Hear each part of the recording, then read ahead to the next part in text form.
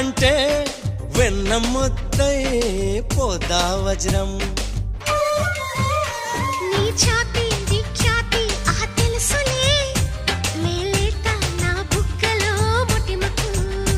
నీ నడుము హరివిల్లు కవలలు అని ఆకాశం దిగి వచ్చి పలికిందిలే.